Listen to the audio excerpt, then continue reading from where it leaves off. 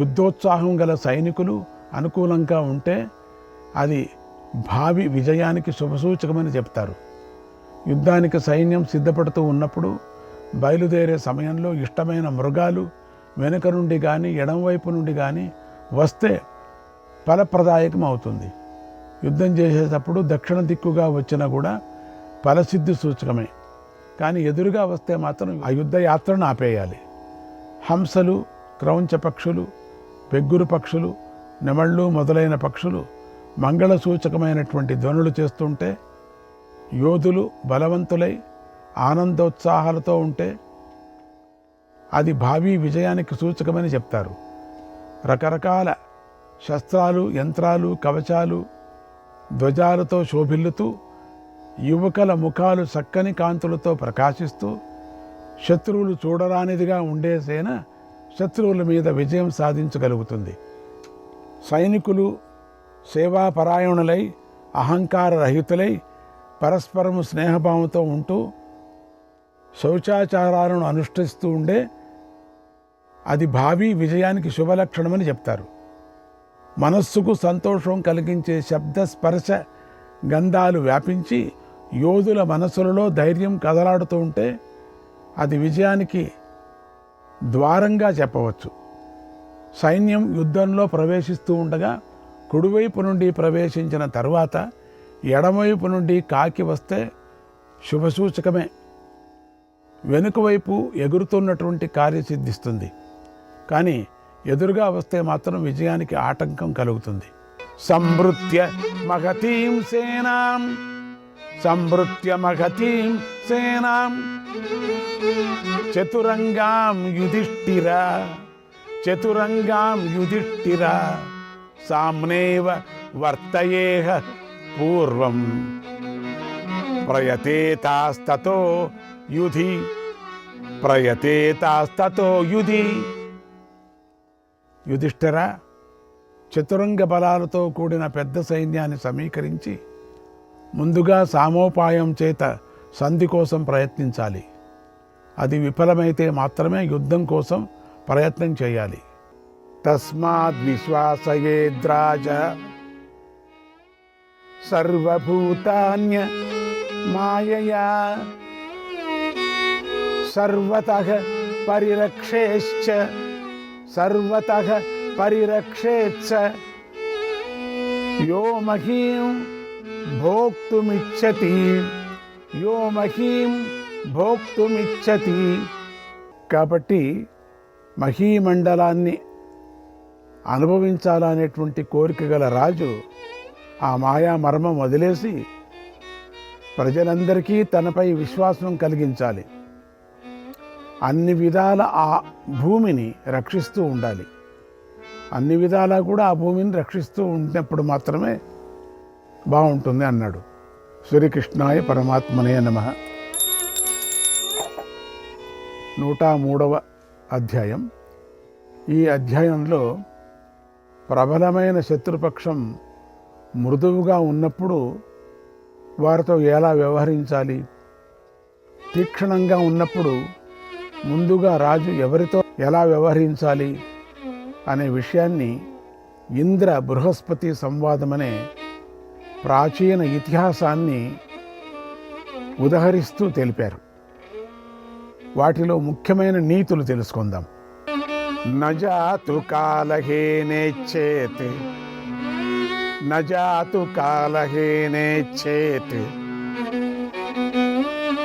నియంతు ఉపకారిణః, నియంతు మపకారిణః బాలైరాసేవితం హేతత్, బాలైరాసేవితం హేతత్ యదమర్షో యదక్షమా, యదమర్షో యదక్షమా. యుద్ధం చేత శత్రువులను నియంత్రించడం జరగకూడదు. ఇది అసహనతో కూడినది, క్షమారహితమైనది కూడా. దీన్ని మూర్ఖులు మాత్రమే అనుసరిస్తారు. శత్రువులను చంపాలనేటువంటి కోరిక గల రాజు క్రోధాన్ని, భయాన్ని, సంతోషాన్ని తనకు తానే మనసులో నిగ్రహించుకోవాలి. శత్రువు జాగ్రత్త పడేలా చేయకూడదు. ఆర్తిరార్తే ప్రియే ప్రీతి ఏతావన్మిత్రలక్షణం ఏతావన్మిత్రలక్షణం విపరీతం తు బోద్ధవ్యం అరిలక్షణమేవ తత్ అరిలక్షణమేవ తత్. ఆర్తులను చూసి ఆర్తి చెందడం, సంతోషించే వారిని చూసి సంతోషించడం మిత్రలక్షణం, తద్విరుద్ధంగా ఉండడం శత్రు లక్షణం అని భావించాలి అన్నాడు భీష్ముడు. శ్రీకృష్ణాయ పరమాత్మనే నమః. 104, 105, 106 అధ్యాయాలు.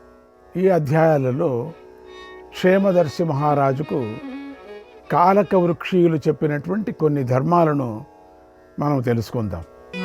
వ్యాధినాచాభిపన్నస్య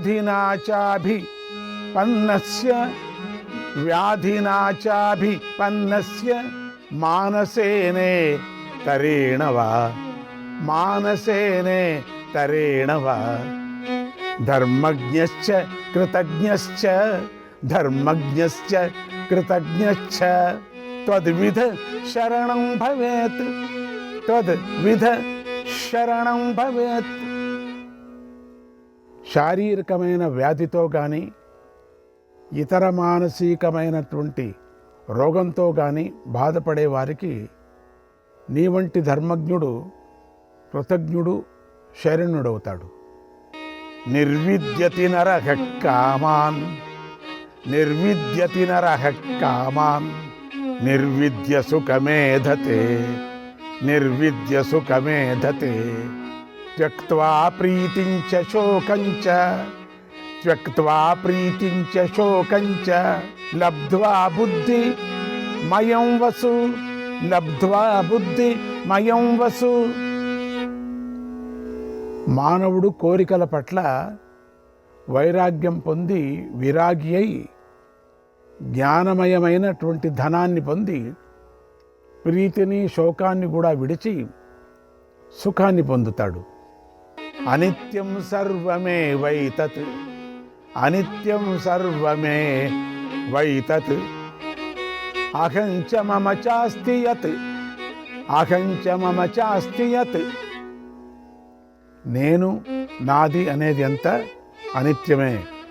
యత్కించిన్మన్యసే స్థితి సర్వం నాస్తి విద్ధి తత్ సర్వం నాస్తి విద్ధి తత్. ఏవం న వ్యథతే ప్రాజ్ఞః ఏవం న వ్యథతే ప్రాజ్ఞః కృచ్ఛ్రామప్యాపదం గతః కృచ్ఛ్రామప్యాపదం గతః. ఏదైతే నీవు ఉందని భావిస్తావో అది అంతా లేదని తెలుసుకో. ఇలా భావించిన ప్రాజ్ఞుడు కఠినమైన ఆపదను పొంది కూడా వ్యథను పొందడు. యద్ధిభూతం భవిష్యంచ యద్ధిభూతం భవిష్యంచ సర్వం తన్న భవిష్యతి సర్వం తన్న భవిష్యతి. ఏవం విదిత వేద్యస్త్వం ఏవం విదిత వేద్యస్త్వం అధర్మేభ్యః ప్రమోక్ష్యసే అధర్మేభ్యః ప్రమోక్ష్యసే. జరిగినది జరగబోయేది సమస్తము జరిగేది కాదు. ఇలా తెలుసుకోవలసిన దానిని తెలుసుకుంటే నీవు అధర్మాల నుండి విముక్తుడవు కాగలవు. అనాగతం యజ్ఞ మమేతి విద్యాత్ అనాగతం యజ్ఞ మమేతి విద్యాత్ అతిక్రాంతం యజ్ఞ మమేతి విద్యాత్ అతిక్రాంతం యజ్ఞ మమేతి విద్యాత్. దిష్టం బలీయ ఇతి మన్యమానాః దిష్టం బలీయ ఇతి మన్యమానాః తే పండితాస్తత్ సతాం స్థానమాహుః తే పండితాస్తత్ సతాం స్థానమాహుః.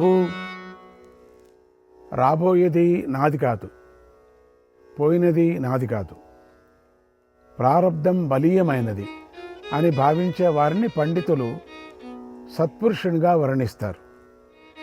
పురస్తాద్భూత పూర్వత్వాత్ పురస్తాద్భూత పూర్వత్వాత్ హీనభాగ్యోగి దుర్మతిః హీనభాగ్యోగి దుర్మతిః ధాతారం గర్హతే నిత్యం లబ్ధార్థశ్చ నమృష్యతే లబ్ధార్థశ్చ నమృష్యతే. ముందు సంపద లభించి తర్వాత నష్టపోతే ఆ హీనభాగ్యుడు దుర్బుద్ధి అయి బ్రహ్మదేవుని నిత్యము నిందిస్తూ ఉంటాడు తప్ప లభించిన సంపద గురించి సంతృష్టి చెందడు. త్యక్త్వా రాజ్యాని సర్వే చ త్యక్త్వా రాజ్యాని సర్వే చ వనే వన్య పలాశనాగ వనే వన్య పలాశనాగ గతాశ్చ తపసః పారం దుఃఖస్యాంతం చ భూమిపాగ. రాజులందరూ రాజ్యాలను విడిచి అడవులలో ఫలాలు తింటూ తపస్సులో పారంగతులు కావడమే కాక దుఃఖాంతాన్ని కూడా పొందారు.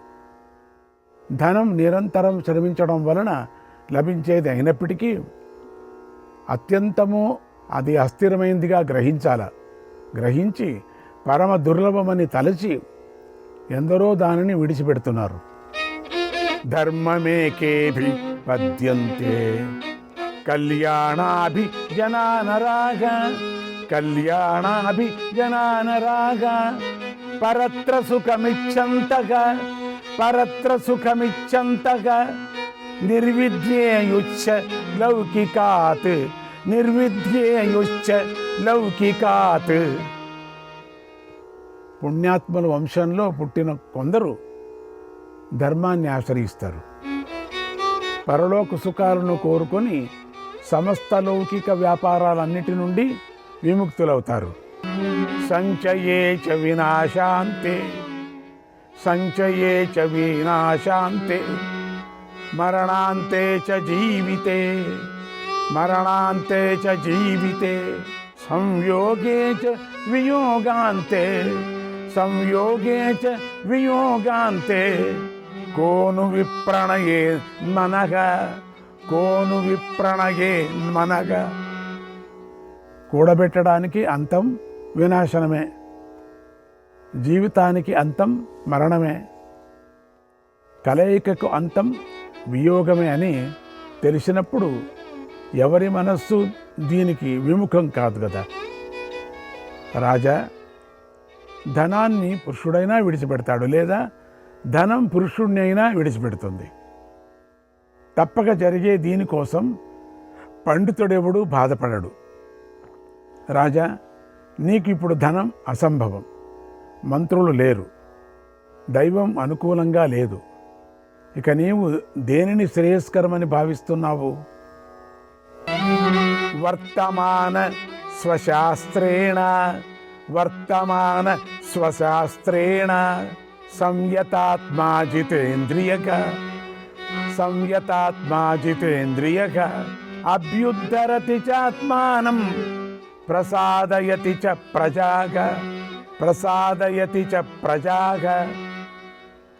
శాస్త్రాలను అనుసరించి నడుచుకునేవాడు జితేంద్రియుడు. ఆత్మనిగ్రహం కలవాడు తనను తాను ఉద్ధరించుకుంటాడు, ప్రజలను కూడా ప్రసన్నులను చేసుకుంటాడు. అసంశయం దైవపరగ క్షిప్రమేవ వినశ్యతి. దేవుని మీద భారం వేసి ప్రయత్నం చెయ్యని మనుష్యుడు శీఘ్రంగానే నశిస్తాడు అన్నాడు కాలక వృక్షీయముని. శ్రీకృష్ణాయ పరమాత్మనే నమః. 107వ అధ్యాయం. ఇప్పటి వరకు బ్రాహ్మణ, క్షత్రియ, వైశ్య, శూద్రుల యొక్క ధర్మబద్ధమైన ఆచారాలు, ధనం, జీవనానికి తగిన ఉపాయాలు, వాటి ఫలితాలు, రాజుల యొక్క ధనం, కోశ సంగ్రహం, శత్రు విజయం, మంత్రుల గుణాలు, నడవడికలు, ప్రజల యొక్క ఉన్నతి, సంధి నిగ్రహము మొదలైనటువంటి షడ్గుణ ప్రయోగాలు, సైన్యం యొక్క వర్తనం, దుష్టుల యొక్క లక్షణం, సత్పురుషుల లక్షణం, సమానుల, హీనుల, అధికుల లక్షణాలు, మధ్యమ వర్గాన్ని సంతుష్టిపరచడానికి అభ్యుదయకాంక్షి అయినటువంటి రాజు ఎలా మసలుకోవాలో, బలహీనులను ఆదరించి వారికి జీవికలను ఏర్పాటు చేయవలసిన ఆవశ్యకత, వీటన్నిటిని గురించి దేశాచారులను, శాస్త్రాలను అనుసరించి ధర్మం తప్పకుండా సంక్షేపంగా చెప్పారు. ఈ అధ్యాయంలో గుణాల యొక్క ప్రవర్తనను గురించి, గణరాజ్యాలు ఎలా వృద్ధి చెందుతాయో, వారు పరస్పరం భేదించుకోకుండా ఎలా ఉంటారో, శత్రువులను ఎలా జయిస్తారో, స్నేహితులను ఎలా సంపాదించుకుంటారో అనే గణతంత్ర నీతిని కూడా వివరించారు. శ్రీకృష్ణాయ పరమాత్మనే నమః.